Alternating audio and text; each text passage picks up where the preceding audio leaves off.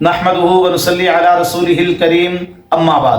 میرے دوستو، اگر کوئی یہ چاہتا ہے کہ لوگ اس کی عزت کریں، لوگ اس سے پیار کریں، لوگ اس سے محبت کریں، اس کی شخصیت پر اثر ہو جائے، تو تین چیزوں کو اپنی زندگی کا معمول بنا لے۔ لوگ اس کی عزت بھی کریں گے، اس سے محبت بھی کریں گے، اس سے پیار بھی کریں گے، اور اس کی شخصیت پر اثر بھی ہو جائے گی، اور یہ تین چیزیں اس کی زندگی کو چار چاند لگا دیں گی۔ تو وہ تین چیزیں کون سی ہیں، میں آپ کو بتلاتا ہوں، میری بات کو توجہ سے سنیں۔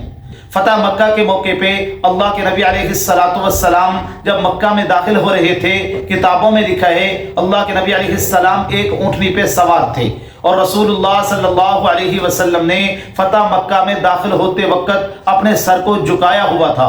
اتنی عاجزی تھی، صحابہ کہتے ہیں قریب تھا کہ اللہ کے نبی علیہ السلام کا سر مبارک کجاوے کو لگ جائے۔ اور جب غزوہ بدر کا موقع تھا تو اس وقت صحابہ کرام کی تعداد زیادہ تھی لیکن سواریاں کم تھی، تو اللہ کے نبی علیہ السلام نے ایک ایک سواری کے اوپر بیٹھنے کے لیے دو دو آدمیوں کو مقرر کیا تھا۔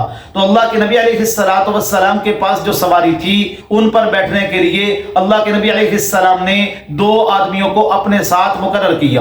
ان میں سے ایک حضرت علی رضی اللہ تعالی عنہ تھے اور ایک حضرت لبابہ رضی اللہ تعالی عنہ تھے۔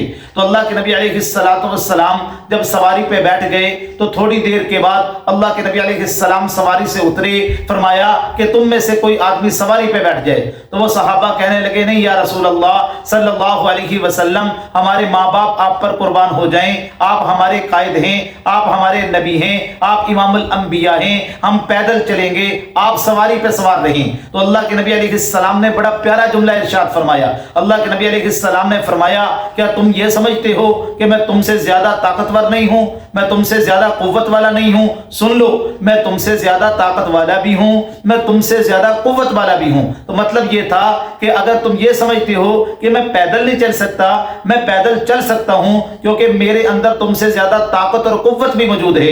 اللہ کے نبی نے فرمایا میں سواری پہ اس لیے نہیں بیٹھتا کیونکہ اب سواری پہ بیٹھنا یہ آپ کا حق ہے۔ یہ اللہ کے نبی علیہ السلام کے اخلاق کا عالم تھا میرے دوستو، یہ اللہ کے نبی علیہ السلام کی عاجزی تھی۔ اللہ تبارک و تعالیٰ قرآن مجید کے اندر فرماتے ہیں وَعِبَادُ الرَّحْمَنِ الَّذِينَ يَمْشُونَ عَلَى الْأَرْضِ هَوْنًا، میرے وہ بندے جو زمین پر عاجزی کے ساتھ چلتے ہیں وہ مجھے بڑے پسند ہیں۔ تو عاجزی اللہ تبارک و تعالیٰ کو بڑی پسند ہے میرے دوستو۔ اللہ کے نبی علیہ السلام نے فرمایا من تواضع للہ رفعہ اللہ، جو اللہ کے لیے عاجزی اختیار کرتا ہے، جو اللہ کے لیے جھک جاتا ہے، اللہ تبارک و تعالیٰ اس کو اونچا کر دیتے ہیں، اس کو مقام عطا فرماتے ہیں، اس کو بلند کر دیتے ہیں۔ پہلی عادت جو آپ نے اپنی زندگی میں لے کے آنی ہے وہ میرے دوستو عاجزی والی عادت ہے۔ نمبر دو، دوسری چیز آپ نے جو زندگی میں لے کے آنی ہے، جس کو معمول بنانا ہے، وہ میرے دوستو خود اعتمادی ہے۔ اور بعض لوگ ہوتے ہیں اگر ان پہ حالات آ جائیں، ان پہ پریشانیاں آ جائیں، ان پہ مصیبتیں آ جائیں، ان کے اوپر کوئی آزمائشیں آ جائیں تو وہ احساس کمتری کا شکار ہو جاتے ہیں اور یہاں تک اپنی زبان سے جملہ بول دیتے ہیں کہ میری ذات سے تو میرا اعتماد تک اٹھ گیا ہے۔ یہ کتنا خطرناک جملہ ہے میرے دوستو۔ تو اپنے اندر خود اعتمادی پیدا کرنی ہے۔ اس کو یوں مثال سے سمجھیں کہ آپ نے کبھی دیکھا ہوگا کہ ایک چھوٹا بچہ ہوتا ہے، جب وہ تھوڑا سا بڑا ہوتا ہے تو وہ چلتا ہے، پھر گرتا ہے، پھر چلتا ہے، پھر گرتا ہے، پھر کھڑا ہو جاتا ہے، پھر گر جاتا ہے۔ تو اس طرح کبھی وہ گرتا ہے، کبھی وہ چلتا ہے، اس طرح کرتے کرتے ایک وقت وہ آتا ہے جو اپنے پاؤں پہ کھڑا ہو جاتا ہے، اس کے پاؤں مضبوط ہو جاتے ہیں، اب یہ گرتا نہیں ہے، اب قوت اس کے اندر آ جاتی ہے۔ تو میرے دوستو یہ باد مخالف چلتی ہیں اے عقاب تجھے اونچا اڑانے کے لیے۔ تو اس طرح کے حالات اگر انسان پہ آتے ہیں تو اس کا مطلب یہ نہیں ہے ان حالات سے پریشان ہو کر انسان احساس کمتری کا شکار ہو جائے، نہیں میرے دوستو۔ وَتِلْكَ الْأَيَّامُ نُدَاوِلُهَا بَيْنَ النَّاسِ، اللہ تبارک و تعالیٰ فرماتے ہیں یہ دنوں کا ہیر پھیر میرے بندے ہم آپ کے اوپر لاتے رہتے ہیں۔ یہ تو کبھی خوشی آتی ہے، کبھی غم آتا ہے، یہ زندگی کا ایک نظام ہے۔ تو اس لیے میرے دوستو اپنے اندر خود اعتمادی پیدا کرنی ہے، خود اعتمادی کو ختم نہیں کرنا، احساس کمتری کا شکار نہیں ہونا۔ اللہ تبارک و تعالیٰ اس کی برکت سے آپ کی زندگی کو چار چاند لگا دیں گے اور آپ کی زندگی پرکشش ہو جائے گی۔ اور تیسری عادت جو آپ نے اپنی زندگی کا معمول بنانا ہے وہ ہے قرآن و سنت سے رہنمائی لینا۔ یاد رکھیں کہ دنیا کا کوئی معاملہ ایسا نہیں جس کی رہنمائی قرآن و سنت سنت کے اندر موجود نہ ہو میرے دوستو۔ اللہ تبارک و تعالیٰ قرآن مجید کے اندر فرماتے ہیں لَقَدْ كَانَ لَكُمْ فِي رَسُولِ اللَّهِ أُسْوَةٌ حَسَنَةٌ، میں نے تمہارے لیے اپنے نبی صلی اللہ علیہ وسلم کی زندگی کو بہترین نمونہ بنایا ہے۔